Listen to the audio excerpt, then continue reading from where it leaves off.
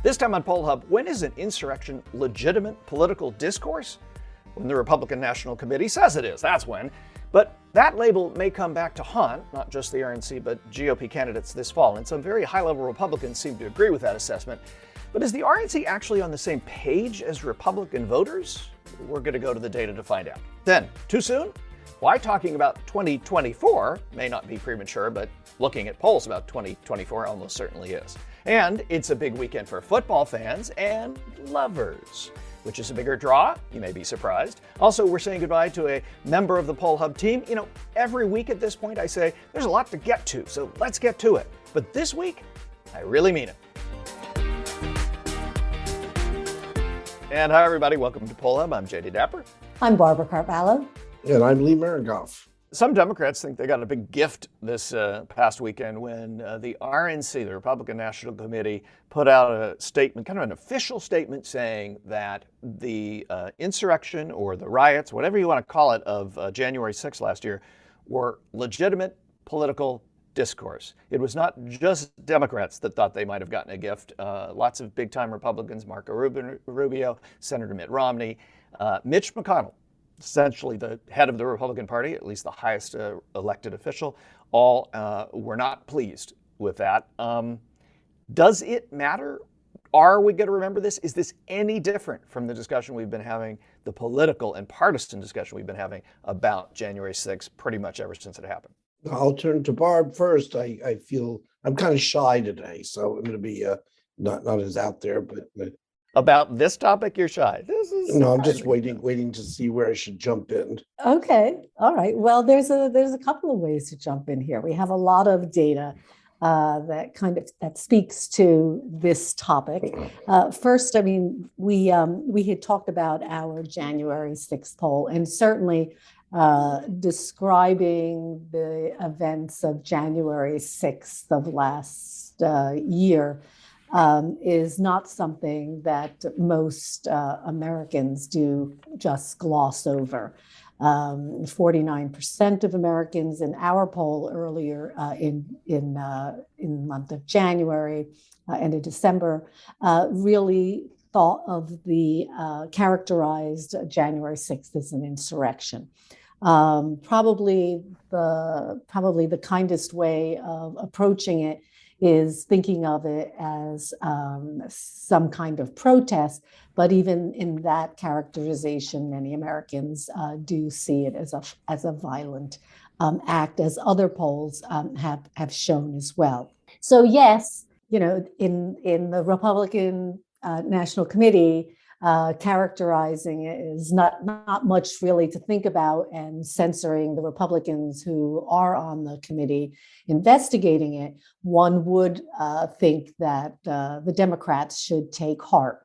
But the Democrats have, had a lot of things to be concerned about as well during this time period. A Gallup poll, showing that Republican identification has been increasing.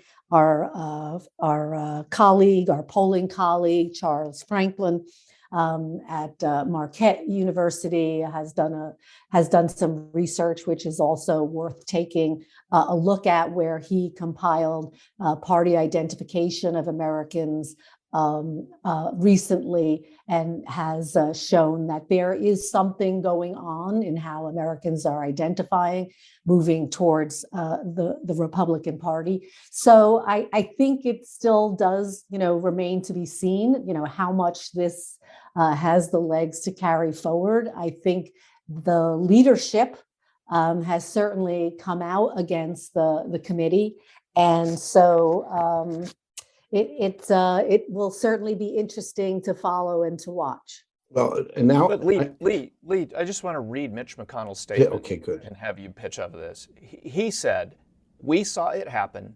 It was a violent insurrection for the purpose of trying to prevent the peaceful transfer of power after a legitimately certified election from one administration to the next." That's what it was. That is Mitch McConnell. He's the highest elected official in the Republican Party in this country. Well, clearly Mitch McConnell is a Marxist, and in this case, I mean Groucho Marxist, because Groucho Marx said, "Who do you believe, me or your own eyes?" And that's the problem with the insurrection, or whatever you want to call it, the January 6th attack on the Capitol, because we saw it. We have all the footage. We know. And so, you can say it's, a white swan if you want to, but it may not be. And, I think this all has to do with, I forget how heavy Donald Trump used to say he was, 220 pounds or something like that. But in this case, the 200 and maybe 75-pound elephant, and it's about Donald Trump. And he has, since he came on the scene, the Republican Party has taken the party by storm. He's the most influential ex-president, former president, that I can recall in terms of the influence within his own party. He still carries great sway. However, he's still litigating the 2020 election. And a lot of Republicans, I think, are getting concerned that there's damage around the horizon, that, good politicians like Mitch McConnell, they like to see around the corner. And around the corner, they want to carry the Congress next time into 2022. And they're worried that maybe former President Trump is now an albatross because he just can't seem to get past it. And the news about what's been coming out over what was going on leading up to the event, the day of the event, and the activities after January 6th suggests that, in Watergate parlance, it was just the tip of the iceberg. We're finding out more and more and more. And some of the Republicans are just worrying, not necessarily that they don't have safe congressional seats, but, this could not be maybe the tsunami, that they were looking forward to. And so I think they're putting some distance there. Well, I don't know if it's just political, because certainly the Republicans have been in situations where Trump has gone, beyond the pale, and they have been very cautious about stepping in front of him. So I think that this is a very different situation, and to have Republican leaderships and so many Republicans throwing, basically saying we need to be cautious here. And as I think that was a pretty significant statement that you chose to read, Jay. But I tend to look at the data and to see if there's some rationale there as to why at this point Republicans might be more cautious. And one of the things I do see, in addition to this movement that we've been seeing, we actually haven't seen it as much in our polling as it's been in other polling, this movement to Republican identification. But along with that has been a movement from people identifying and supporting Republicans, that is, supporting the Republican Party as opposed to supporting Trump. An NBC poll showed that in 2020, 54% of Republicans felt that they were Republicans because they supported Trump, not because they supported the Republican Party. This January in 2022, that is now divided, 46 to 46. So with the increase in identification, which is probably a movement that the Democrats aren't happy about, because those are more likely to be suburban voters kind of coming back to their Republican roots. And the fact that the Republican Party is now in a little bit better stead, or at least equal to the challenge of Trump, is probably more of a rationale as to why we're seeing this distancing. Before we move on, I just do want to kind of put stick a stake in the ground here about whether this is some sort of a moment that we will think back on. As you appropriately noted, there's a lot of moments during the Trump presidency that everybody thought, oh, that's it. Actually, during the election, in 2016, and nothing really actually seemed to change that. It's been going on for 6 years. Right. I do wonder if in this case, however, Democrats ran last time around, or in 2019, in the few elections they did, where they ran basically on a Trump platform, which were in gubernatorial races. They either lost or they came way too close for comfort, like in New Jersey. And so there was the conventional wisdom was you can't run on Trump anymore. I just wonder if this doesn't allow them to run on Trump again and run up and gin up their base. Bases in off-year elections are generally not super enthused. Does this enthuse them along with some other things that are going on? I don't know. I just tossed that out there. Good point. Yeah. Very, very interesting. And funny you should mention, these elections coming up. One of the things we also noticed in the last few weeks is that we have been seeing an influx in surveys that have been trying to measure the 2024 presidential race and candidates. And I know it is, we do chuckle because, what is the relevance? So guys, what is the relevance? Is there any value to these early polls? I seem to be quoting, great political thinkers today. And now I'm going to quote, it's actually Casey Stengel, the old professor of the New York Yankees, not Yogi Berra, to whom this is often attributed to, but it's very difficult making predictions, especially about the future. And let it be said that, polling is not a predictive science, and certainly polling multiple years and 1,000 events between now and then belies the fact that this could be predictable. So I think that, in and of itself, who's ahead and who's behind by how much, and whether that's going to mean anything down the road, past the midterm elections and past any primaries and, past the conventions and if there are debates, past the debates. I mean, that really, seems to be quite a reach. Oh, but However, hang on a second. Hang on a second. We have something in statistics called face validity. In other words, you look at a question and it looks like it's measuring one thing, but in fact, it's actually measuring something else. So is that what's going on here when we're looking at 2024? Why am I quoting Casey Stengel and Yogi Berra, and you're quoting face validity? There's something wrong with this. Because you're like the color commentator on this. Oh, okay. Thanks. And Barb's doing. And I'm just a boring researcher. No, you're doing the play-by-play. Right. That's what She's breaking down the plays. Yeah, and you're gonna. Yeah. All right. Here's what I think is really very important about those. But everybody, listens because they want to hear your entertaining facts and historical thoughts. John Madden was always more popular than whoever sat next to him in the booth. So there you go. Exactly. Yeah, I did the play-by-play on Pickett's charge. You may not know that, but anyway. Here's the big thing about 2024, and we're being light about it because the polling suggests way too much into it. But here's one thing that's very interesting. Joe Biden does well against Republicans and a whole slew of Republicans. And I think that's really interesting because Joe Biden is not doing well as president in terms of the polls. His approval rating's low. The right direction, wrong direction question is a rock bottom. And that's the reality right now. However, when you kind of jump ahead and you put hang on. Let me provide some data for this. We have a Politico Morning Consult poll that put Biden up against some potential Republicans, Trump, Cruz, Pence, and DeSantis. And in all of the cases, Biden is in the mid 40s, 45 or 44. And the Republicans start with Trump at 44%. Cruz and DeSantis, which are 39, and Pence at 42.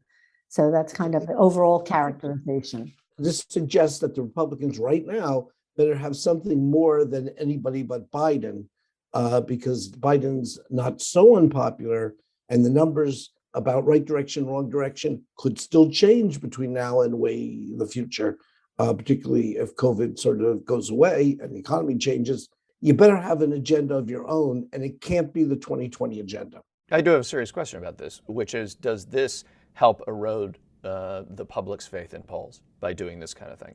Because it's clearly valueless. I mean, there's no value to a poll about 2024 right now for all the reasons we've stated. It's for entertainment purposes or to fill space in a political journal. Fair, good. I mean, there's you got to fill a lot of space, in the digital world.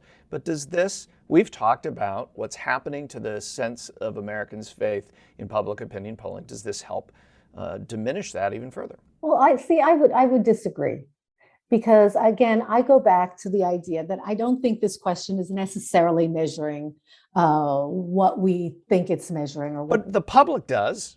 Let's explain the value. And actually, yes, I think there are a lot of media organizations that perhaps do this for entertainment purposes, for eyeballs, for clickbait. But there is actually a serious reason for also asking this. And so if the campaigns, particularly going into the 2022 elections this fall, are looking for a sense of how Biden is doing. One of the things that is very telling about whether you're going to see a rush to one party or the other is how well the incumbent president is doing.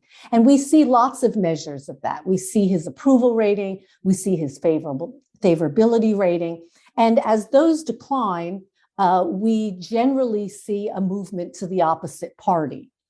So asking questions about 2024, yes, it does seem silly. There are going to be lifetimes between now and 2024. But that said, it's not necessarily a measure about the outcome of a presidential campaign, years ahead. But it is a measure that is very important about how an incumbent president is doing. And so it does tell us whether he has strong support and among whom, and whether he has, and whether the opposing candidates or party, really have a strong foothold. So I think one of the things to take away here is, when I was reading the data from Politico Morning Consult, but it's comparable in many other polls, when we look at data that measures the popularity of President Biden, like Trump before him, we see very significant consistency, with an outlier here or there. CNN had him much higher. The Quinnipiac poll had him much lower. But generally, he's in the mid-40s. And so instead of thinking about the 2024 presidential toss-up as just a predictive question, it is another measure of how a president is doing right now, even if it's not exactly about how he will do in the future. And it would be good if it was portrayed that way in the media. That's all I'd say. No question. Yeah, that's true. But I will say one last point on this before we move on, in that we did a panel in Washington in 2015 with 4 leading Washington political analysts and journalists. And in that panel in 2015, talking about 2016, there was never a mention of Donald Trump nor Bernie Sanders, who 6 months later were all the talk of the presidential race. So to belie the notion that things kind of move on quickly in politics, they sure do. And that's why these long-term polls, as a prediction, are not particularly helpful. But there's something coming up right around the corner. We don't have to look to 2022 or 2024 to get a notion of where the fun fact is this week.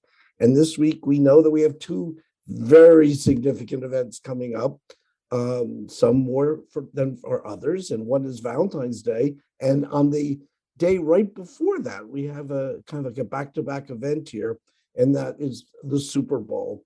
We wonder whether people after the Super Bowl are going to be talking to each other for Valentine's Day, depending on how the Super Bowl plays out and whether it occupies every waking moment. But there was a poll done in 2007, Fox News, which our friends at the Roper Center have archived for everybody.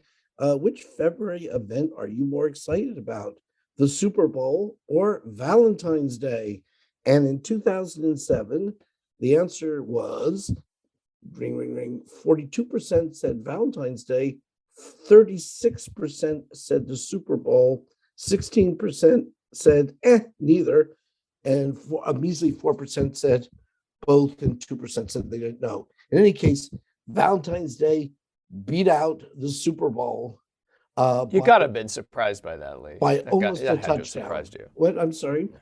Didn't that surprise you?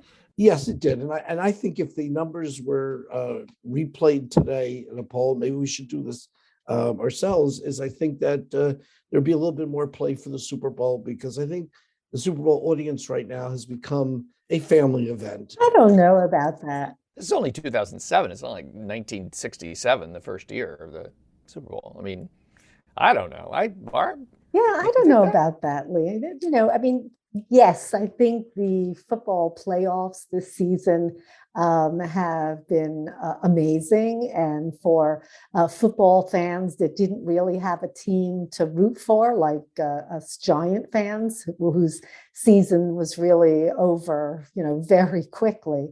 It was fun to actually see a lot of football in the playoffs, the division games, the championship games was amazing. And so Real football. I am very much looking forward to Sunday's game between the Rams and the Bengals, because they're both good teams and have a lot to talk about and watch. So, but I think there's a lot more people that can relate to Valentine's Day than the Super Bowl, even if the food is really great for your Super Bowl get together.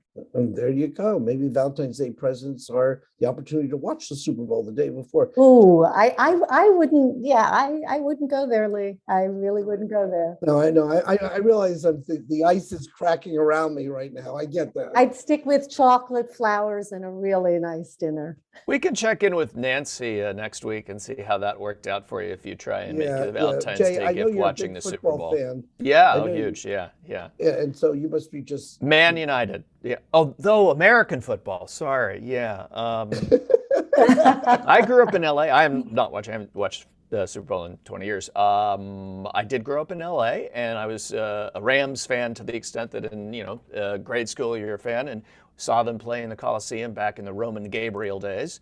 That dates me and everybody else. So sure, if I was rooting for a team, I would root for the Rams. Yeah. Is that what you were asking? Does Norm Van Brocklin ring a bell? No, my dad mentioned him. So anyway, before we go, and happy Valentine's Day and happy Super Bowl to everybody, we do have not a sad note, because it's a great note for Marcello, who has been our editor for some time on Poll Hub. But Marcello is moving on to kind of the working world of full-time work. He works for us part-time to do this, but now he's got a full-time gig. And Marcello, we are going to miss you. You've done a great job, and you're fun to work with as well. Tell us a little bit about what you're going off to do. Absolutely. Well, first I just want to say I'll definitely miss you guys as well, because it has been a complete pleasure. And I'm going off to Yubo. So it is a social media startup. So we are trying to create new internet connections in a healthy and fun way. Wow, you read the pitch on that one, huh? Yeah. Good start.